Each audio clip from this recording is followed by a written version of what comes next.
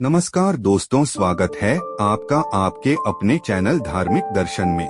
हिंदू धर्म में गुरुवार का दिन अपने में विशेष महत्व रखता है। यह दिन भगवान विष्णु को समर्पित है। इस दिन बृहस्पति देव के समक्ष बृहस्पतिवार का व्रत, पूजन तथा कथा श्रवण करने का विधान है।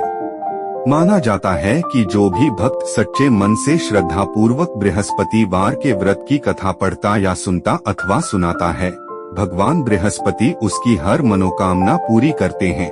साथ ही उनके सारे दुख भी दूर करते हैं और घर के धन भंडार भर देते हैं।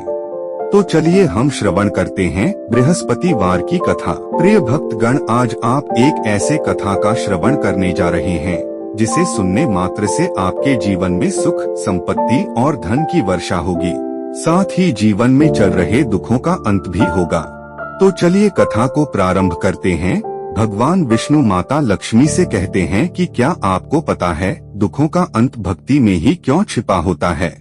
फिर माता लक्ष्मी कहती है, हे जगत के पालन करता, पूरी सृष्टि में चल रहे गतिविधियों पर तो आपकी ही नजर रहती है।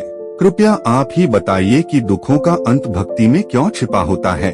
फिर भगवान विष्णु कहते हैं, हे प्रिय, आज मैं आपको एक कथा सुनाने जा रहा हूँ। आप कृपया इसे ध्यान से सुने। जो भी इस कथा को पूरी श्रद्धा के साथ सुनता है उसे मनचाहे फल की प्राप्ति होती है। इस कथा को आधा अधूरा सुनने से कोई भी फल नहीं मिलता है, इसलिए इस कथा को पूरा सुने। तो चलिए कथा प्रारंभ करते हैं। एक समय की बात है, गंगा के पार बसे एक गांव में दो बहनें रहती थी। उनमें से एक का नाम कोमल था और दूसरी का नाम था कविता। वे अपने माता पिता की केवल दो संतानें थी। उनका कोई भाई नहीं था, लेकिन उनके पिता एक बड़े किसान थे, इसीलिए धन दौलत की कमी नहीं थी। उसके पिता पहले भगवान पर बहुत श्रद्धा रखते थे और पूजा पाठ, दान पुण्य किया करते थे। वे भगवान विष्णु में खास आस्था रखते थे। उन बहनों का बचपन तो बहुत ही अच्छे से व्यतीत हुआ, लेकिन बाद के दिन उतने ही कठिन होने लगे। ऐसा इसलिए क्योंकि धनी होने के बाद हर रोज दोनों बहनों के पिता का भगवान के प्रति विश्वास कम होने लगा और पूजा पाठ छोड़ दिया। वह स्वयं को ही अमीर होने का श्रेय देने लगा। उसकी पत्नी भी उसके जैसे ही पूजा पाठ छोड़ दी। एक दिन भगवान विष्णु उसके घर साधु का वेश बदलकर भिक्षा मांगने घर आए। उसने भिक्षा देने से इनकार कर दिया तो साधु बोले, तुम तो पहले दान पुण्य किया करते थे, इसलिए तुम इतने अमीर हो, पर अब क्या हुआ। तो वह बोला, मैं खुद की मेहनत से अमीर हुआ हूँ, किसी दान पुण्य से नहीं। ये सब कहकर वह साधु का भी अपमान करने लगा और बुरा भला कहकर उसे वहाँ से जाने को कहा। साधु बोले, दान नहीं देना है तो मत दो, पर मेरा अपमान तो नहीं करो। ये सब सुनकर वह गुस्सा हो गया और साधु को धक्का देकर भगा दिया। वह हर दिन मांस मदिरा का सेवन करने लगा और बुरे आचरण का हो गया। कुछ ही दिन बीते थे कि उसका देहांत हो गया। उसके पिता की जमीन, जायदाद, धन सब खत्म हो गया। अब कोमल और कविता के घर में केवल उसकी माँ थी और वह भी बीमार रहती थी। बहनों को समझ नहीं आ रहा था कि अचानक से उनकी जिंदगी इतनी बुरी कैसे हो गई। अब कमाने, खाने और इलाज के लिए उन बहनों को ही मेहनत करनी पड़ती थी। कोमल और कविता हर दिन नाव से गंगा पार करके काशी आती और वहां जाकर थोड़ी ताजी हरी सब्जियां बेचा करती। इससे ही उनका गुजारा मुश्किल से चलता था। जब उनकी सब्जियां बिक जाती तो वे गंगा के किनारे आराम से बैठ जाती। वे अपने घर से चावल और नमक लेकर आती और पेड़ की छाया में बैठकर अपना भोजन करती। फिर नाव में बैठकर वापस गंगा पार अपने घर लौट जाती। कोमल और कविता काशी के गंगा के उस पार की रहने वाली थीं, इसलिए उनका नदी आर पार करने के लिए भी पैसे खर्च हो जाते। उन्होंने कभी भगवान विष्णु के बारे में नहीं सुना था। उन्हें भक्ति का मतलब भी नहीं पता था, क्योंकि उनके माता पिता ने उन्हें कुछ बताया ही नहीं था। वे तो बस सब्जियां बेचकर अपना जीवन यापन करती थी। एक दिन कोमल और कविता सब्जियां बेचने काशी आई और उस दिन उनकी सब्जियां नहीं बिकी तो वे बड़ी निराश हो गई। बाद में उन्हें पता चला कि वहां एक व्यापारी के यहाँ बृहस्पति देव की पूजा और भंडारा हो रहा था। सभी लोग वहीं पर प्रसाद और खाना खा रहे थे, इसीलिए किसी के घर पर खाना नहीं बना था। तो कोमल ने कहा, अरे बहन कविता, आज तो हमारी सब्जियां नहीं बिकी तो हम कल क्या खाएंगे? माँ की दवाई कैसे आएगी? अब हम क्या करें? कविता ने जवाब दिया, हाँ बहन, अब घर जाकर भी हम क्या करेंगे? अरे देखो कोमल, सामने वाले व्यापारी के घर में पूजा और भंडारा हो रहा है। कोमल और कविता दोनों व्यापारी के घर गई। व्यापारी के यहाँ पहुंचकर वे भक्तों के बीच बैठ गई और कथा सुनने लगी। कथा में गुरुजी प्रेम पूर्वक भगवान बृहस्पति की कथा सुना रहे थे। उन्होंने भक्तों से कहा, जिसने भगवान विष्णु से प्रेम नहीं किया उसका जीवन व्यर्थ है। जिसका प्रेम भगवान विष्णु के चरणों में नहीं हुआ उसका जीवन व्यर्थ है। जो भी व्यक्ति बृहस्पतिवार को बृहस्पति देव की पूजा श्रद्धा के साथ करता है, उनकी कथा का श्रवण करता है, भगवान उसकी हर इच्छा पूरी करते हैं। जब गुरुजी ने ऐसे समझाया तो कोमल और कविता दोनों प्रभावित हुई। कोमल ने कहा, देखो गुरुजी ने आज क्या कहा है कि अगर जो भी भगवान विष्णु की पूजा करेगा और उनकी कथा सुनेगा तो भगवान विष्णु उसकी हर इच्छा पूरी करेंगे।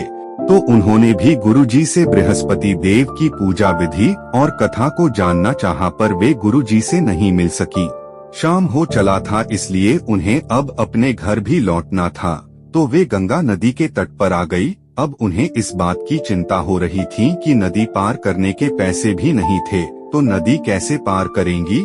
उनकी ये दशा देखकर भगवान विष्णु ने उनकी मदद की सोची। तभी भगवान विष्णु साधु का वेश बदलकर वहाँ से गुजरने लगे। उन्होंने कोमल और कविता से कहा, बच्चों तुम इतना उदास क्यों हो, क्या हो गया? तो कोमल बोली, हे साधु महाराज, हम काशी प्रतिदिन सब्जी बेचने आते हैं ताकि घर का खर्चा निकल पाए। आज हमारी सब्जी नहीं बिकी तो हमारे पास नदी पार करने तक के पैसे नहीं हैं। साधु जो स्वयं भगवान विष्णु है सब जानते हैं, फिर भी उन्होंने पूछा कि तुम दोनों इतनी छोटी उम्र में काम क्यों कर रहे हो? घर पर तुम्हारे पिता क्या करते हैं? तो कोमल ने सारी बात बता दी और पूछा कि हमारी जिंदगी में इतना बड़ा बदलाव कैसे आ गया? साधु बोले, भगवान विष्णु बड़े दयालु हैं। देखो तुम्हारी सब्जी की टोकरी में शायद पैसे पड़े हो जिससे तुम दोनों नदी पार कर सको। टोकरी कविता के पास थी। जब उसने खोजा तो देखा कि उसमें पैसे हैं। साधु बोले, तुम्हारे पिता ने बृहस्पति देव का अपमान किया था जिससे तुम्हारे परिवार की ऐसी दशा हो गई। तुम आने वाली बृहस्पतिवार को श्रद्धा और पूरी आस्था के साथ बृहस्पति देव की पूजा करना और उनकी कथा सुनना, जिससे तुम्हारा जीवन पहले के जैसा हो जाएगा। कोमल और कविता बोली कि हे साधु महाराज, हमें बृहस्पति देव की पूजा और कथा का कोई ज्ञान नहीं है, फिर हम पूजा कैसे करेंगे और न ही हमारे पास उतने पैसे हैं कि पूजा कर सके। साधु बोले, तुम दोनों कल ही पूजा का संकल्प करके घर से सब्जी बेचने यहाँ आना। तुम्हें तुम्हारे सब्जी के पहले की अपेक्षा ज्यादा दाम मिलेंगे, जिससे कि तुम घर खर्च के अलावा पैसे बचा सकोगी और पूजा भी कर सकोगी। फिर साधु ने पूजा विधि के बारे में बतलाया और कहा कि बृहस्पतिवार के व्रत में चने की दाल तथा मुनक्के से विष्णु भगवान का केले की जड़ में पूजन करना तथा दीपक जलाना, व्रत कथा सुनना, पीले पुष्प चढ़ाना और पीले भोजन ही करना। इससे बृहस्पति देव प्रसन्न होते हैं। फिर उन्होंने कथा के बारे पूछा तो साधु ने बताया कि प्राचीन काल में एक लकड़हारा रहता था। वह बहुत निर्धन था। उसकी कोई संतान नहीं थी। उसकी स्त्री बहुत ही आलसी थी और उदासीनता के साथ रहती थी। उसका किसी भी काम में मन नहीं लगता था। वह बस अपने पति के लिए खाना बनाती, फिर दिन भर आराम करती। वह स्नान नहीं करती और किसी देवता का पूजन भी न करती और न ही अपने पति के गरीबी और दयनीय स्थिति के दूर होने की कामना करती थी। लकड़हारा इससे बड़ा ही दुखी था और अपने भाग को कोसते हुए भगवान से कहता कि उसे कैसी पत्नी मिली है। बेचारा लकड़हारा अपनी पत्नी से बहुत आग्रह करता कि वह रोज स्नान करके पूजा पाठ किया करे, किंतु उसका कुछ भी परिणाम न निकला। वह खुद ही बृहस्पति देव की पूजा करता और अपने और अपनी पत्नी के सुखों खुशहाली की कामना करता। कुछ दिनों बाद भगवान की कृपा से लकड़हारा की स्त्री ने एक सुंदर कन्या को जन्म दिया। कन्या अपने पिता की तरह ही गुणवान और भगवान के प्रति आस्थावान थी। वह अपने पिता को देखकर धीरे धीरे भक्ति करना भी सीख गई और अच्छे संस्कार भी अर्जित कर लिया। कन्या बड़ी होने पर प्रातः स्नान करके विष्णु भगवान के मंदिर जाती और उनका का जाप करती व हर बृहस्पतिवार का व्रत करने लगी। भगवान विष्णु कन्या के भक्ति और समर्पण को देखकर बहुत ही प्रसन्न थे। तब से जब भी वह कन्या मंदिर आती तो उसे हर बार एक सोने का सिक्का मिलता। वह उसे भगवान विष्णु का आशीर्वाद समझकर रख लेती और घर जाकर अपने पिता को दे देती। धीरे धीरे ऐसे ही उसे अनेक सोने के सिक्के प्राप्त हुए और लकड़हारा का परिवार अपनी पुत्री के कारण धनवान हो गया। लेकिन इतना सब कुछ ठीक होने के बाद भी उसकी माँ का वही ढंग रहा। नगर में लकड़हारा की ख्याति फैल गई क्योंकि वह इतना अमीर जो हो गया। लकड़हारा के घर बड़े बड़े लोगों का आना जाना होने लगा। एक दिन पड़ोस के राज्य के सबसे धनी सेठ हीराचंद अपने पूरे परिवार के साथ घूमने लकड़हारा के नगर आए हुए थे। उन्होंने देखा कि रास्ते में सब मकान छोटे व कच्चे थे और झोपड़ी भी थी। केवल एक ही मकान बड़ा आलीशान और सुंदर था। सेठ हीराचंद ने अपने मुनीम से पूछा, यह आलीशान मकान किसका है? और उन्हें लकड़हारा के बारे में पता चला। सेठ अपने परिवार के साथ उसके घर उससे मिलने गए। मिलना जुलना हो रहा था कि उसी समय सेठ हीराचंद के इकलौते बेटे की नजर लकड़हारा के बेटी पर पड़ी। वह उसे देखते ही उस पर मोहित हो गया और उससे विवाह के लिए सोचने लगा। फिर जब सेठ हीराचंद और उसका परिवार अपने राज्य वापस गया तो उसके लड़के को किसी भी काम में मन नहीं लग रहा था। वह हमेशा उसके ही यादों में खोया रहता, न खाना खाता न ही ठीक से काम करता। उसने अपनी दशा बहुत ही खराब कर ली थी। सेठ हीराचंद उस समय व्यापार के सिलसिले में दूसरे राज्य गए हुए थे। जैसे ही उन्हें यह बात पता चली तो वे तुरंत ही सब काम छोड़कर अपने घर आए और अपने बेटे का हाल चाल जाना। उसने अपने बेटे से पूछा कि तुम्हें किस बात का कष्ट है? किसी ने अपमान किया है अथवा किसी ने कुछ कहा है? तुम मुझे कारण बताओ, मैं उसे तुरंत ही ठीक करूंगा, या तुम जो कहो मैं वही कार्य करूंगा जिससे तुम्हें प्रसन्नता मिले। लड़का बोला, मुझे आपकी कृपा से कोई भी दुख नहीं है, नहीं किसी ने मेरा अपमान किया है, परंतु मैं उस पड़ोस राज्य के लकड़हारा की लड़की से विवाह करना चाहता हूँ जिसके घर हम सभी लोग गए थे। तब सेठ खुद और अपने मुनीम आदि लोगों और ढेर सारे तोहफे के साथ उस लकड़हारा के घर गए। सेठ हीराचंद ने लकड़हारा को सभी बात बतलाया और अपने बेटे और उसकी कन्या के विवाह का प्रस्ताव रखा। लकड़हारा भले ही दूसरी जाति का था, परंतु उसे सेठ के करुण व्यवहार, इज्जत और ईमानदारी का पता था। इसलिए वह भी बड़े सम्मान के साथ अपनी कन्या का विवाह करने के लिए तैयार हो गया तथा विधि विधान के अनुसार लकड़हारा की कन्या का विवाह सेठ के लड़के के साथ हो गया। कन्या के घर से जाने के बाद कुछ ही महीनों में पहले की भांति उस लकड़हारा के घर में गरीबी का निवास हो गया। मानो उसके घर से माँ लक्ष्मी चली गई हो। उसका घर, मकान, धन सब कुछ खत्म हो गया। अब तो भोजन के लिए भी अन्न बड़ी मुश्किल से मिलता था। लेकिन उसकी पत्नी में फिर भी कोई बदलाव नहीं आया। एक दिन दुखी होकर लकड़हारा अपनी पुत्री के पास गया। बेटी ने पिता की दुखी अवस्था को देखा और अपनी माँ का हाल पूछा। तब लकड़हारा ने पुत्री से सारा हाल कहा। तब कन्या ने बहुत सा धन देकर अपने पिता को विदा कर दिया। इस तरह लकड़हारा का कुछ समय सुखपूर्वक व्यतीत हुआ। कुछ दिन बाद फिर वही हाल हो गया। लकड़हारा फिर अपनी कन्या के यहाँ गया और सारा हाल कहा। तो लड़की बोली, हे पिताजी, घर की गरीबी का कारण माँ के रहन सहन, अनुचित कार्यों का ही परिणाम है। आप माताजी को यहाँ लिवा लाओ, मैं उन्हें वह विधि बता दूंगी जिससे गरीबी दूर हो जाए। जब वह लकड़हारा अपनी स्त्री को साथ लेकर अपनी बेटी के यहाँ पहुँचा तो कन्या अपनी माँ को समझाने लगी, हे माँ, तुम प्रातःकाल प्रथम स्नानादि करके विष्णु भगवान का पूजन करो। प्रत्येक बृहस्पतिवार को उनका व्रत पूजन विधि विधान से करो। इससे घर की दरिद्रता दूर हो जाएगी।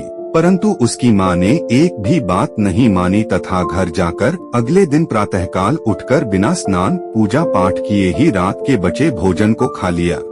इससे उसके पति को भी बहुत गुस्सा आया और उसी रात को वह अपनी पत्नी के हाथ पैर बांधकर बगल के मंदिर के तहखाने में बंद कर दिया और सभी से कह दिया कि कोई भी उसे नहीं निकाले।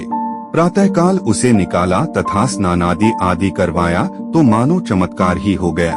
लकड़हारा के पत्नी की बुद्धि ठीक हो गई और फिर वह प्रत्येक बृहस्पतिवार का व्रत रखने लगी। इस व्रत के प्रभाव से कन्या के माँ बाप बहुत ही धनवान और समृद्ध हो गए और बृहस्पति जी के प्रभाव से इस लोक के सब सुख भोग कर स्वर्ग को प्राप्त हुए। साधु महाराज सब कुछ बताकर चले गए। जब कोमल और कविता को पूजा और कथा के बारे में पता चल गया तो अगले दिन दोनों बहनों ने वैसा ही किया। जब वे सब्जी बेचने काशी आई तो उन्हें सब्जी के पहले की अपेक्षा अधिक कीमत मिला। अब उनके पास घर खर्च के अलावा पैसे बचने लगे। आने वाली बृहस्पतिवार को दोनों बहनों ने स्नान आदि करके भगवान विष्णु का व्रत रखा। बनिए के यहाँ से चना और गुड़ ले आई और उन्होंने खुद ही घर पर पीला भोग बनाया, क्योंकि बृहस्पति देव की कृपा से उनके पास पैसे थे। बगीचे से पीला फूल तोड़कर केले की जड़ में अर्पित किया और बृहस्पति देव की पूजा अर्चना की तथा उनकी कथा का श्रवण किया। वे हर बृहस्पतिवार को ऐसा ही करने लगी, जिससे कि वे अब खुद धनवान किसान हो गई तथा उनकी माँ ने भी व्रत पूजन करना शुरू कर दिया, जिससे वह स्वस्थ हो गई।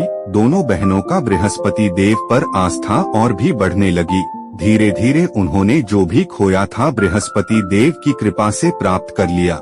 फिर एक दिन कोमल ने कविता से कहा, हमारे पास बृहस्पति देव की कृपा से इतना धन इकट्ठा हो गया है, हम इसका क्या ही करेंगे। इस पर भगवान विष्णु फिर से उसी साधु का वेश बदलकर उनके पास पहुँचे।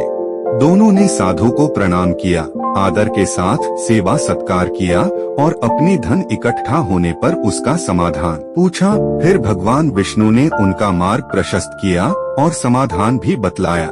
तो साधु महाराज के कहेनुसार उन दोनों ने निश्चय किया कि अब से हर गरीब और जरूरतमंद लोगों की मदद करेंगी।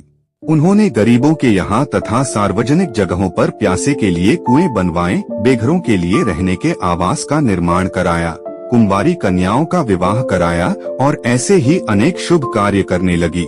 फिर एक दिन उन्होंने सोचा कि यदि बृहस्पति देव का व्रत रखने तथा पूजा करने से हमें सब कुछ मिल गया तो अब से हम रोज सभी को बृहस्पति देव की पूजा और कथा के बारे में बताया करेंगे। अगले दिन कोमल और कविता बृहस्पति देव की कथा कहने निकले कि उन्हें पता चला कि पड़ोस में एक 2 वर्ष का बच्चा 1 सप्ताह से बीमार चल रहा है और लगातार रो रहा है। दवाइयों का भी कोई असर नहीं हो रहा था उस पर। उसकी दशा और भी दयनीय होती जा रही थी।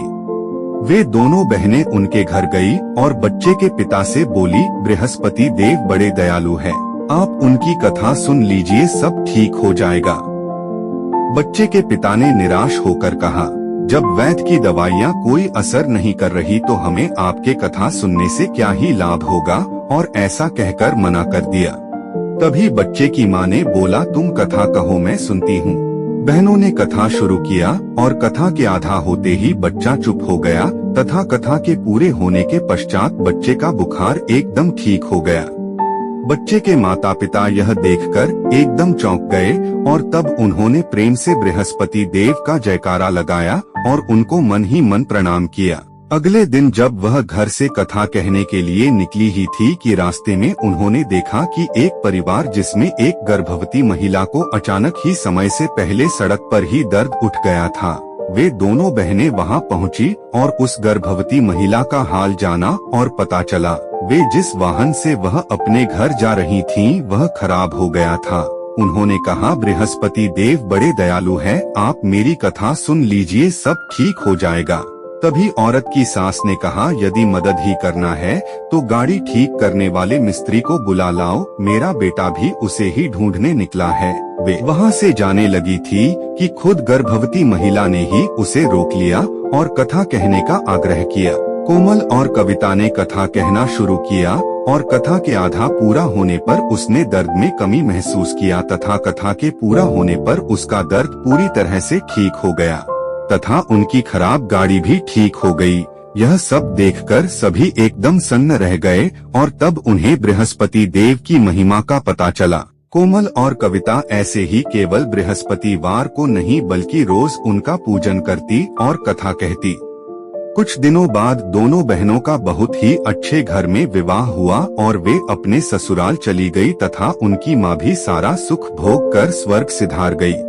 भगवान विष्णु के मुख से यह कथा सुनने के बाद माता लक्ष्मी ने कहा, जिसके जीवन में कोई भी परेशानी हो, यदि वह भगवान की भक्ति श्रद्धा पूर्वक करेगा, उनमें आस्था रखेगा, तो उसके समस्त दुखों का अंत अवश्य ही होगा, जैसे कोमल और कविता का हुआ। तो प्रेम से बोलिए बृहस्पति देव की जय।